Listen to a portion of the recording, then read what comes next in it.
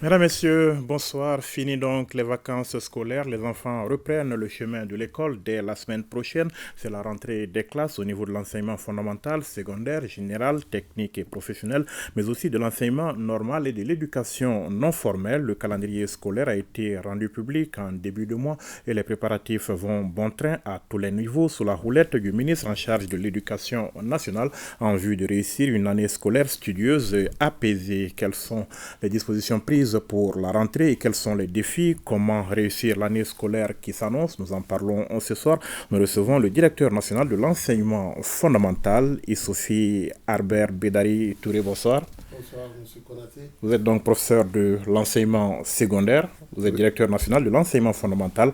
Bienvenue sur le plateau de l'invité de la semaine et merci d'avoir accepté notre invitation. Merci, M. Konaté. Alors, rentrée scolaire donc le 2 octobre. On sait que dans un passé récent, vous avez mis beaucoup d'accent, beaucoup d'efforts a été donc mis sur le retour à des années scolaires normales, entre guillemets. Est-ce qu'on y est aujourd'hui? Est-ce que les chevauchements sont terminés à la date d'aujourd'hui? Merci, M. Konaté. Merci de m'avoir invité à échanger sur ces questions en lien avec l'école. Je pense que depuis bientôt 2 ans, nous constatons une dynamique qui consiste à revenir aux fondamentaux de l'école, à revenir à une école où les années scolaires se déroulent normalement, où nous commençons l'année scolaire à date, nous la terminons à date et les examens se tiennent dans des délais qui sont convenus et qui sont d'ordinaire les délais normaux que nous connaissons. Donc il y a tout un travail qui est en train d'être fait pour que cette normalité, entre guillemets, soit de rigueur et que les années ne se chevauchent pas, qu'on n'ait pas des années tronquées ou des années que nous aurons des difficultés à terminer. Cette dynamique est enclenchée et je pense que nous allons la continuer. Et la rentrée scolaire, c'est le 2 octobre, c'est une date, on va dire, non négociable, entre guillemets. Absolument. Il y a une décision de Monsieur le ministre de l'Éducation nationale qui fixe la date de la rentrée au 2 octobre et cette date est la date officielle de la rentrée des classes sur toute l'étendue du territoire national pour tous les ordres d'enseignement que vous avez cités. Tout le segment en dessous de l'enseignement supérieur fera cette rentrée le 2 octobre prochain et elle se fera solennellement sous l'autorité et la direction éclairée des plus hautes autorités de l'État. Même dans les endroits du pays où il y a quelques difficultés, et même peut-être au niveau du privé, où certains ont envie de commencer beaucoup plus tôt. Alors, je pense que vous avez dit au début dans votre introduction que le chemin, c'est de revenir à une école normale. Une école normale, c'est une école qui n'est pas à plusieurs vitesses. C'est une école où la rentrée se fait à date pour tout le monde, quel que soit le type d'école, qu'on puisse avoir une rentrée qui soit uniforme pour toutes les écoles. Maintenant, pour la question des écoles privées qui auraient commencé la rentrée avant, nous avons donné des directives pour que la rentrée soit la même et qu'elle se fasse à la même date pour toutes les écoles, privées comme publiques, parce que toutes les écoles de droit malien sont assujetties à la loi et la loi dit clairement que c'est le ministère de l'Éducation nationale qui, en la matière, fixe les dates de la rentrée. Et vous avez fait un rappel à l'ordre à ce niveau? Absolument. Un rappel à l'ordre a été fait et toutes les écoles qui se trouvaient dans la situation ont été sommées de revenir à la légalité. Alors, et les zones qui connaissent peut-être quelques difficultés pour organiser cette rentrée scolaire à la date indiquée? Bon, sur ces zones, je peux dire que la rentrée est fixée au 2 octobre et nous avons instruit à tous les responsables régionaux de l'éducation, en lien avec les responsables de l'administration générale, de trouver les voies et moyens pour que la rentrée puisse être effective partout le 2. Et je pense que des rencontres ont été organisées, les communautés ont été consultées à tous les niveaux et les voies et moyens seront trouvés pour que cette rentrée soit effective partout, pour tous les élèves maliens, à la même date. On se rappelle, il y a quelques semaines, le ministre du tutelle a rencontré les directeurs d'académie et ce n'était pas, on le sait, la seule rencontre préparatoire. Quelles sont les dispositions arrêtées à la date d'aujourd'hui? À la date d'aujourd'hui, nous avons instruit au niveau déconcentré de l'éducation de prendre les mesures qui s'imposent. En outre, d'organiser les rencontres préparatoires à la rentrée avec tous les partenaires, de prendre les mesures logistiques qui s'imposent, de procéder à l'assainissement des écoles, en tout cas de faire tout le travail régalien et quotidien que nous faisons pour faire fonctionner les écoles. Donc des directives ont été partagées, elles sont suivies d'effet et je peux dire que au niveau déconcentré, toutes les mesures sont prises pour que le 2 octobre, nous puissions aller à la rentrée. Mais à la lumière de ces rencontres que vous avez eues, quels peuvent être les grands défis auxquels ces acteurs peuvent être confrontés aujourd'hui? Alors, les grands défis, ce sont certainement des défis d'ordre logistique. Ce sont des défis aussi dans la plupart des localités en termes de retour à l'école après tout ce temps-là. Comment assainir, comment rendre les locaux propres pour accueillir les enfants, comment trouver le matériel adéquat pour commencer le travail. Mais ce ne sont pas des défis qui sont hors de notre portée. Nous avons de notre côté des responsabilités que nous assumons. Et en lien avec nos partenaires, nous essayons de trouver la solution pour que les contingences qui peuvent se poser soient justement gérées et réglées. La rentrée scolaire donc 2023-2024, le 2 octobre prochain, elle est placée sous quel signe cette rentrée? Alors, cette rentrée est placée sous le signe de l'éducation aux valeurs. C'est la première thématique de la rentrée. Et la seconde thématique que nous allons aborder lors de cette rentrée, c'est les conséquences de l'utilisation du téléphone portable à l'école. Donc nous avons voulu mettre le focus sur ces deux thématiques pour d'abord mettre l'accent sur la nécessité d'un retour aux valeurs essentielles qui fondent notre pays, qui fondent notre État. Ce sont les valeurs en lien avec la citoyenneté, les valeurs en lien avec le patriotisme, avec l'investissement nécessaire à faire pour aider le pays à se relever. Ce sont les valeurs de travail, de courage et d'abnégation, qui sont des valeurs essentielles que nous voulons enseigner à nos enfants, à nos apprenants. Et il est important dans ces moments absolument cruciaux de notre pays que la jeunesse soit formée et qu'elle ait les fondamentaux et les valeurs essentielles qui vont lui donner les moyens de résister dans un monde de compétition et de concurrence. Est-ce à dire que vous les intégrez dans le programme scolaire? Ils ne sont pas directement intégrés comme on pourrait le penser ainsi en termes de thématique éducation aux valeurs, mais nous avons des matières, des disciplines dans lesquelles toutes ces valeurs sont enseignées. Et nous avons une discipline phare qui nous aide à enseigner les valeurs, c'est l'éducation civique et morale. Donc au-delà de l'éducation civique et morale, nous pensons aussi que des points d'ancrage pourraient être trouvés dans beaucoup de disciplines, dans beaucoup de matières pour enseigner cette thématique et aider les enfants à prendre conscience, à comprendre que le pays a aussi besoin de tous ces enfants et à comprendre que la jeunesse a le devoir de se former et de se mettre au service du pays. Le téléphone portable, qu'est-ce que vous avez envie de leur dire?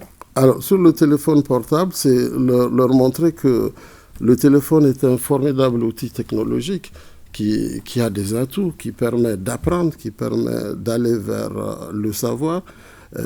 On peut avoir accès à des ressources inouïes et fulgurantes. On peut faire des découvertes grâce au téléphone. Mais le téléphone a aussi son danger. Le premier, c'est celui de l'addiction.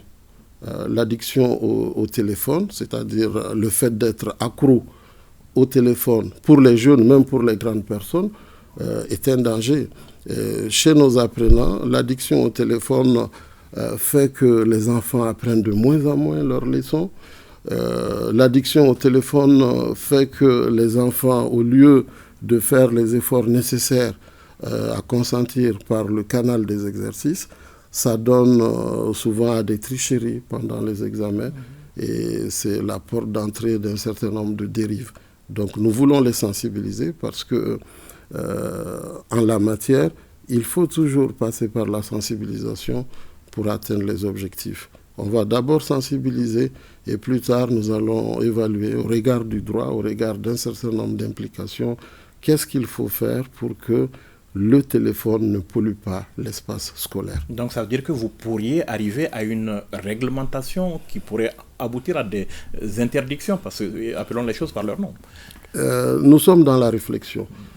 Mais en attendant que la réflexion aboutisse à une réglementation ou à des mesures, pour le moment, nous passons par la sensibilisation et nous voulons montrer à nos apprenants, aux enfants, qu'il ferait mieux de travailler et que le téléphone ne devrait pas occuper une place très importante. Vous allez leur dire tout ça sous quelle forme? Sous la forme d'une leçon modèle ou c'est comment? Nous aurons 2 leçons modèles à la rentrée. Le premier jour, une leçon modèle sur l'éducation aux valeurs et le second jour, une leçon modèle sur les méfaits du téléphone. Alors, il ne s'agit pas de cours bruts qui seront donnés comme ça. Il s'agit de didactiser sur la base du vécu des apprenants des contenus qui pourraient les amener à prendre conscience et à comprendre que nous sommes dans un monde qui évolue. Et dans ce monde, il est important de revenir aux fondamentaux, c'est-à-dire celui du travail bien fait, du travail où on s'implique, où on ne compte pas sur autrui, où on ne triche pas, où on travaille pour réussir. Alors, monsieur le directeur, je le disais en début d'émission, il y a un calendrier scolaire qui a été publié donc, au début du mois. Quelles dispositions concrètes pour le respect de ce calendrier scolaire? Nous avons donné des instructions au niveau déconcentré de l'éducation. Et aujourd'hui, je pense, vous l'avez souligné, que la nouvelle dynamique fait que nous sommes à cheval sur les textes. Et nous aurons des rencontres périodiques pour vérifier ce qui se passe. Et toutes ces directives vont concourir à un respect strict. Et nous pensons que, plaise à Dieu, nous aurons vraiment un déroulé de l'année qui va se passer normalement. Et on pourrait, sur la base des échanges et du contrôle régalien que nous avons sur le système, faire respecter ce calendrier et vraiment le réussir sans couac. Le calendrier des évaluations laissé aux soins des académies selon le communiqué que vous avez publié? Oui, absolument. Chaque académie pourrait fixer en fonction de ses spécificités des dates pour les évaluations. Mais in globo, il y a des dates qui sont données, des délais pour organiser les évaluations à l'échelle du pays, même si on peut avoir des dates qui vont fluctuer un peu, ce sera les mêmes périodes pour toutes les évaluations. Et notre objectif, c'est de respecter le temps réel d'apprentissage, qu'il y ait un temps pour l'école et que sur la durée requise, les enfants puissent avoir accès aux enseignements apprentissages nécessaires et qui devraient leur être donnés. Alors tout ça va être couronné par bien évidemment les examens de fin d'année. Est-ce qu'il est trop tôt pour y penser aujourd'hui? Il n'est pas trop tôt pour y penser. Les examens se préparent dès la rentrée. Et sur ce plan, nous travaillons. Nos services en charge de la question des examens commencent les préparatifs de l'examen dès la rentrée.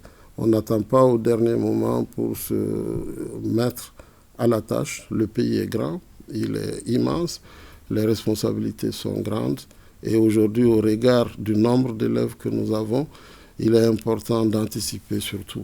Et nous sommes dans l'anticipation et je pense que des dispositions sont prises pour que déjà les examens de l'année prochaine soient entrevus et organisés.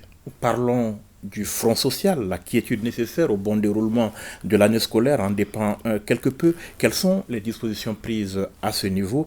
Les enseignants, les élèves, les parents d'élèves, tout le monde est-il associé? Tout le monde est-il aujourd'hui dans la dynamique dans laquelle vous êtes? Merci, M. Konaté. Nous sommes dans une dynamique partenariale. Et comme vous l'avez souligné, depuis 2 ans, nous intensifions nos échanges avec nos partenaires sociaux, avec les syndicats, avec tous les partenaires qui œuvrent à la réussite de l'école malienne. Donc nous avons une série de rencontres que nous avions organisées et ces rencontres se poursuivent. Et pas plus tard qu'hier, nous avions eu une rencontre avec les syndicalistes. Et je pense que nous sommes dans une dynamique d'échange, et une dynamique aussi qui consiste à nous entretenir dans le cadre de concertation régulière. Donc tous les partenaires sont associés et nous parlons à tous les partenaires parce que nous pensons que l'école est une cause commune. Et si c'est la cause de la communauté, il est important que tous les partenaires aient leur mot à dire et soient associés à toutes les étapes. C'est notre vision, c'est notre dynamique et nous allons continuer sur ce segment. Dans cet aspect, les instructions aussi données par Monsieur le ministre de l'Éducation nationale sont claires. Ce sont des instructions d'inclusivité, des instructions à parler à tous nos partenaires, à poser les problèmes, à les évaluer ensemble et à trouver des solutions qui vont permettre à l'école d'être apaisée et performante. Et l'école cause commune, certes, mais les revendications sont ce qu'elles sont, monsieur le directeur. Absolument, les revendications sont là, elles sont récurrentes. Nous avons des revendications qui sont du ressort du ministère de l'Éducation pour certaines. Tout ce qui est possible du côté du ministère de l'Éducation sera fait pour que les revendications des enseignants puissent être prises en compte et pour que des solutions puissent être trouvées très rapidement aux revendications légitimes de nos collègues. Donc nous ne faisons aucune objection sur ces questions et je vous l'ai dit, nous en parlons. Nous avons des cadres de dialogue et dans le cadre de ces cadres de dialogue, nous évaluons le chemin. Nous parlons de ce qui pourrait fâcher, par exemple les questions d'heures supplémentaires, les questions de revendications diverses qui se posent et ensemble nous cherchons à trouver la solution. Encore une fois, c'est une dynamique partenariale autour de l'école et je tiens à remercier les syndicats pour la qualité de leur accompagnement, le sens de l'écoute, mais aussi la construction dans les propositions. Et vous espérez que le dialogue vous évitera des perturbations? Absolument. Nous sommes certains qu'avec nos collègues, nous trouverons un terrain d'entente pour que ce qui pourrait fâcher ou qui pourrait poser problème soit analysé, soit anticipé, pour qu'on puisse vraiment avoir une année normale où on n'aura aucun couac et les enfants pourraient jouir au cours de cette année de leur droit à l'éducation. Surtout qu'il y a un pacte de stabilité qui a été signé ces derniers temps. Absolument. Nous avons bon espoir que ce pacte soit le levier qui nous permette de répondre aux problèmes et d'éviter en tout cas un embrasement du front social. Alors parlons de la qualité de l'enseignement, notamment dans le public, l'enseignement fondamental public, disons l'enseignement public en général, qui semble avoir perdu un peu de sa superbe au profit d'un enseignement privé. Que comptez-vous faire pour donner à l'école publique malienne ses lettres de noblesse, monsieur le directeur? Merci, monsieur Konaté. Nous sommes tous des enfants de l'école publique, de l'école de la République. Et à ce titre, nous avons un devoir envers l'école de la République. C'est de faire de l'école de la République ce qu'elle a été avant, c'est-à-dire une école où on apprend dans de très bonnes conditions, où on apprend très bien et où on acquiert des compétences essentielles à la poursuite des études. Il est vrai qu'on constate depuis quelque temps un fléchissement des fondamentaux à l'école publique en général, mais aussi à l'école publique fondamentale. Nous en sommes conscients, nous ne cachons pas la réalité, mais nous sommes en train d'envisager un ensemble de mesures pour d'abord améliorer la formation initiale et continue des enseignants, pour aussi créer un environnement lettré à l'école, parce que l'école, ce n'est pas simplement des enseignants, c'est bien formés, c'est aussi d'autres intrants qui concourent à la qualité. En l'occurrence, les manuels scolaires, par exemple. C'est aussi une école bienveillante et accueillante, où les enfants ont le plaisir d'apprendre. Donc, toutes, en tout cas, ces réflexions nous habitent.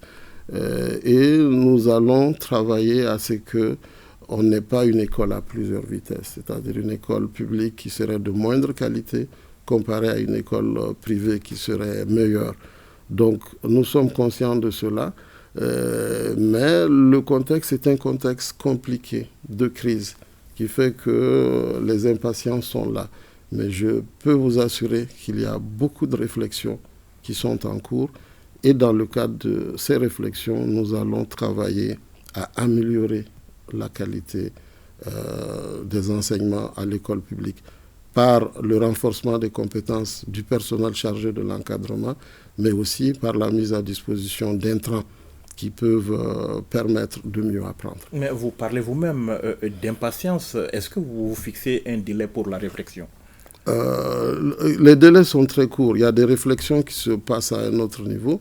Il y a des réflexions à un autre niveau. Nous allons tout mettre ensemble pour que, dans un avenir très très proche, des recommandations et des mesures soient faites et soient suivies d'effets pour que l'école publique, comme j'aime à le dire, l'école de la République soit vraiment la seule école qui, en tout cas la plus importante, celle qui va nous permettre d'aider facilement les enfants à avoir accès à l'éducation. Mais déjà, au fil des années et au fil des réformes ou autres évolutions, que sont devenus nos programmes scolaires? Qu'est-ce qu'on a aujourd'hui? Est-ce qu'ils sont à la hauteur des défis aujourd'hui? Je pense que nos programmes scolaires sont des programmes maliens. Parce que chez nous, depuis 1962, nous avons décidé souverainement d'avoir une école malienne qui soit le reflet des aspirations du peuple malien et qui reflète le vécu de l'enfant malien. Donc nos programmes ne sont pas en cause. Ils pourraient gagner à être revus sur certains plans, puisque le travail même de l'enseignement est un travail itératif. On revient chaque fois sur les programmes, on fait des intégrations, on se rend compte chaque fois qu'il y a des domaines qui ne sont pas pris en compte. Nous-mêmes, nous faisons des intégrations et nous enrichissons nos programmes. Donc je ne crois pas que le problème soit lié à un problème de programme. Mais ce qui est sûr, c'est qu'il faut qu'on ait des programmes qui soient à cheval sur la vérité scientifique, mais aussi qui prennent en compte la réalité malienne et qui vont former des enfants maliens ouverts sur le monde et profondément ancrés dans leur culture.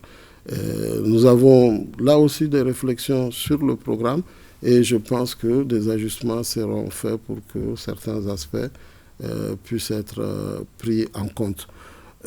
Sur toujours la question des programmes et de l'école, je pense que nos programmes sont accompagnés de manuels scolaires qui ont été produits par des éditeurs maliens et qui sont des manuels de qualité. Souvent, nous avons aussi l'impression, on est dans l'autoflagellation, on est un peu très dur avec nous-mêmes, mais les ajustements qu'il faut pour que tout le matériel nécessaire pour aller vers une école de qualité sera revu, en tout cas sera échangé. Et très bientôt, je pense, on aura des états généraux sur l'éducation au Mali, où ces questions et ces réflexions dont je parle pourront être revues sur la question des programmes et sur les autres aspects. Mais vous parlez d'autoflagellation, mais quand les résultats ne sont pas un peu à la hauteur des attentes, tout le monde y va de son analyse. C'est normal à la limite, non? Oui, c'est normal. Mais aujourd'hui, la question de la baisse de niveau à l'école est une question mondiale. C'est-à-dire que ce n'est pas chez nous seulement que le niveau baisse. Ce n'est pas une raison d'occulter que ça baisse chez nous. D'ailleurs, nous, ce qui nous intéresse, c'est vraiment notre cas. Au-delà du cas mondial, chez nous, il y a une baisse de niveau. Nous le reconnaissons.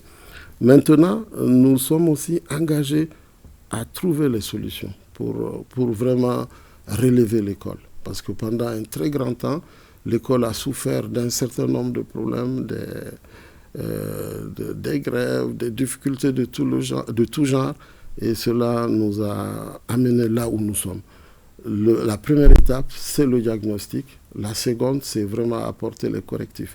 Et je pense que la dynamique actuelle et de trouver les solutions pour que l'école redevienne l'école. Et le privé, dans tout cela, quelle place est-ce qu'il occupe? Certains considèrent le privé carrément comme un problème, tandis que d'autres considèrent comme une solution. En tout cas, une école à deux vitesses, comme vous l'aviez dit. L'option d'avoir une école privée au Mali est un choix de l'État.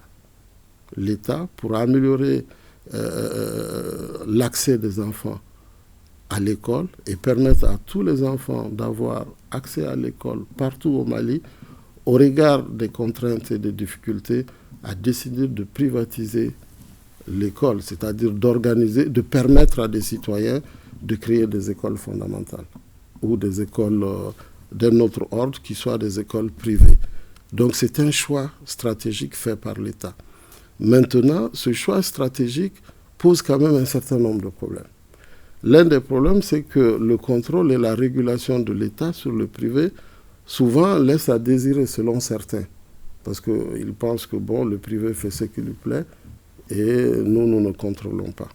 Alors je vous ai dit que nous avons entrepris une vaste, en tout cas, campagne de recensement des écoles privées pour voir quelles sont les écoles qui sont à jour, quelles sont les écoles qui ont des papiers, comme on dit trivialement, quelles sont les écoles en règle, et réguler ce système pour que la coordination que l'État doit exercer sur le secteur soit respectée. Donc, nous travaillons à cela. Maintenant, toutes les écoles privées ne sont pas de mauvaise qualité aussi, il faut le dire. Il y a des écoles privées qui font un travail excellent, un travail appréciable. Et d'ailleurs, cela se remarque pendant les examens où vous avez des lauréats des différents examens qui proviennent d'écoles privées qui sont correctes. Maintenant, il y a des écoles privées qui ne sont pas à jour, qui n'ont pas de papier réglementaire, et qui ne respectent pas toutes les consignes que l'État édicte, des écoles privées de droit malien qui prétendent enseigner dans des programmes étrangers. Alors ça, c'est des problèmes et je pense que nous avons identifié un certain nombre de difficultés et l'État va jouer son rôle de contrôle et forcera la loi. Donc il y a un assainissement, appelons les choses comme ça, à faire à ce niveau et vous comptez le faire? Absolument, nous comptons le faire. Et récemment, l'actualité toute récente nous rattrape en disant qu'il y a beaucoup d'écoles à travers un rapport qui a été produit par un organisme qui montre qu'il y a beaucoup de difficultés, des écoles qui ne sont pas du tout à jour, qui ne respectent pas la réglementation. Et le ministère a décidé de prendre le problème à bras le corps. Et nous allons assainir ce secteur et force reviendra à la loi. Lorsque le secteur privé est assaini, il contribue au développement du pays. Et je crois que c'est dans cette option stratégique que l'État avait donné l'autorisation de créer des écoles privées.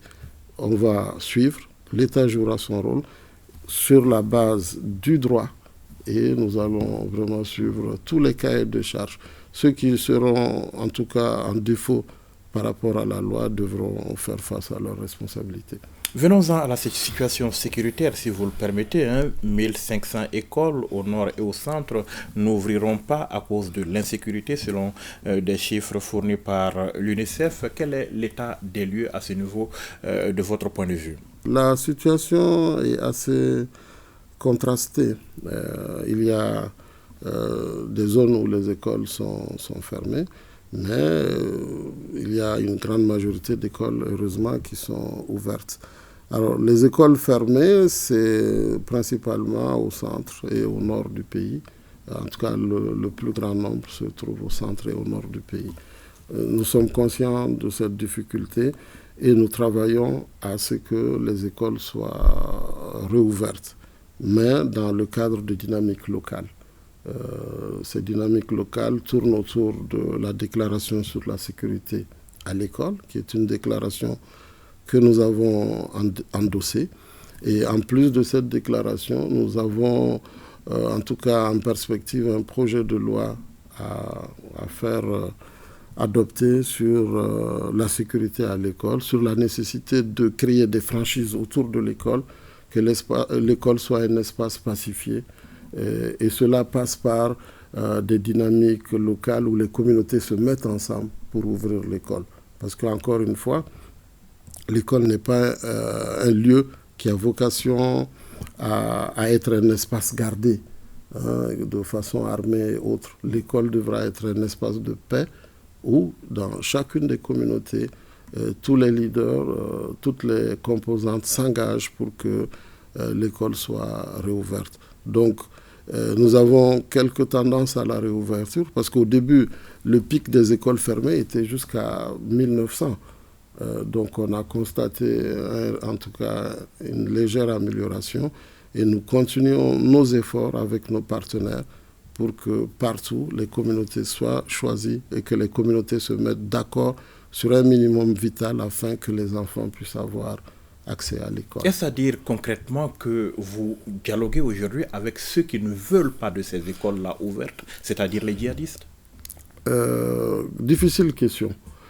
Ce que je peux dire, c'est que un peu partout, dans le cadre de dynamique locale, nous aboutissons à des rencontres où les communautés se mettent d'accord pour que l'école soit réouverte. Donc c'est ce que je peux dire. Nous pensons que c'est par la sensibilisation et par le dialogue, parce que quel que soit ce qui se passe, ce sont nos communautés qui sont dans les terroirs. Et les communautés peuvent s'investir autour de l'école pour arriver à des compromis dynamiques qui sont républicains et qui permettent d'aboutir à la réouverture des écoles autour d'un minimum nécessaire à l'apprentissage des enfants. Et vous avez obtenu des résultats par cette démarche? Absolument. Je peux citer le cas, par exemple, du Cap de Tonka, où on a pu rouvrir des écoles sur la base de dialogue communautaire autour de l'école. Nous venons en appui aux communautés, parce que l'école appartient aux communautés. Et nous souhaitons un peu partout que les communautés jouent ce rôle-là d'appropriation de l'école et aussi de régulation des tensions pour que l'école soit mise hors de tout conflit ou de toute dynamique complexe. Et vous obtenez des réouvertures à quelles conditions? Les réouvertures, on peut les obtenir souvent dans des communautés. Il peut arriver que, quelquefois, les communautés demandent que les filles et les garçons soient séparés. Voilà, c'est des petits détails, ou bien que l'habillement des enfants soit plus décent. Quelquefois, il peut arriver lors du dialogue communautaire que ces revendications-là puissent être exprimées par certaines personnes, certaines communautés. Et nous prenons en tout cas tout pour que les enfants aient droit à l'école. Mais encore une fois, il s'agit de solutions locales pour que l'école reprenne. Et ces solutions locales ne sont aucunement des solutions de compromission. On ne transige pas avec les principes de l'État. C'est que l'école est laïque, l'école est ouverte à tous, l'école est démocratique, l'école doit enseigner des valeurs positives qui permettent aux enfants de s'insérer dans un monde globalisé. Alors, monsieur le directeur, la rentrée, c'est donc le 2 octobre et ce n'est pas que l'enseignement fondamental qui est donc concerné. Est-ce que les dispositions sont les mêmes au niveau des autres ordres d'enseignement? Absolument. L'école, j'ai dit en dehors de l'enseignement supérieur, en tout cas, toutes les écoles qui relèvent du ministère de l'Éducation nationale rouvrent le 2 octobre. Et partout, ce sont les mêmes dispositions, les rencontres préparatoires, les rencontres avec les partenaires, la distribution des leçons modèles, parce que je vous ai dit, on aura des leçons modèles sur les deux thématiques dont j'ai parlé. En somme, la préparation est commune et un peu partout, c'est en gros les mêmes dispositifs qu'on retrouve. Et qu'est-ce que le directeur a envie de dire à l'ensemble des acteurs avant de quitter notre plateau? C'est vraiment d'appeler tous les acteurs à un investissement personnel pour que l'école redevienne l'école et que chacun se dise qu'il a reçu de la patrie et à son tour il devra rendre à la patrie ce que la patrie a fait pour lui. Nous sommes des enfants de la République, des enfants de l'école publique et nous avons obligation de faire rayonner l'école publique afin que tous les enfants maliens, parce que majoritairement les enfants maliens sont dans des écoles publiques, nous qui venons du terroir et qui venons de très loin, nous savons le rôle que l'école publique joue et nous savons le rôle que certains enseignants, souvent anonymes, ont joué dans nos vies en nous formant, en s'investissant pour que nous puissions vraiment arriver là où nous sommes. Nous disons aux communautés qu'il faut soutenir l'école parce que l'école appartient à la communauté et à ce titre-là, les responsables des collectivités territoriales ont un rôle très important à jouer et nous comptons sur chacun pour que dans le cadre du dialogue, les problèmes soient posés en avance et que nous nous retrouvons dans le cadre de concertations qui sont organisées fréquemment, débattre de tous les problèmes, trouver les solutions ensemble parce que l'école, c'est l'école de la République et on a obligation de construire une école juste, laïque, ouverte à tous, inclusive et qui peut permettre à chaque enfant d'apprendre. Bonne rentrée scolaire, monsieur le directeur. Merci, monsieur Konaté. Et merci d'avoir répondu à nos questions. C'est moi. Merci beaucoup. Merci. Merci, mesdames, messieurs, de nous avoir suivis. Rendez-vous la semaine prochaine pour un autre numéro de l'invité. Bonne suite de programme sur le RTM.